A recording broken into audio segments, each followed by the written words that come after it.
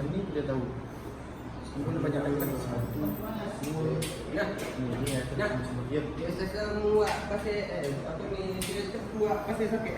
Macam mana? Tak. Ha? Mana? Okey. Itu dia satu. Ni buat satu. Dia satu ni buat apa pasal ni? Tak payah nak pasal ni telefon ni single face. Ini single face. Tak, dia satu pasang Pasal kita betul ni, kita belajar ni. Mana boleh buat satu single face three face? Mana? Ini single face. Ini single face. Ini dia satu, ini three face. Itu three face. Mana boleh masuk single face three face? Tak, itu tak ada. Mana ada situ? Kalau Itu dia ada. Habis satu face. Ha? Satu face. Itu bukan selektor. Itu sub DB. Ni. Ni Ni dua ni. DIY satu. DUI starter.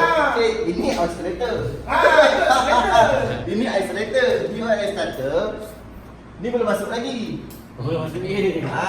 Ni masuk mana ni? Dia tak, yang itu dia tak ada socket plug. Dia terus direct ke barangannya. Ni tu direct ke peta ais three phase, mesin three phase semua. DUI starter macam ni. Siapa boleh tolong? Ni DUI starter macam ni. Ni DUI starter, aircon.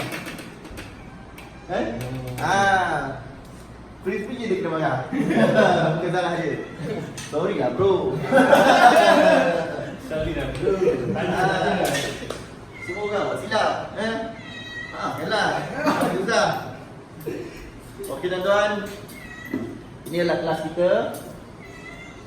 Hanya satu dalam Asia yang boleh ajar anda daripada kosong sampai expert hanya dalam masa 3 ke 5 hari saja. Ini hari kedua.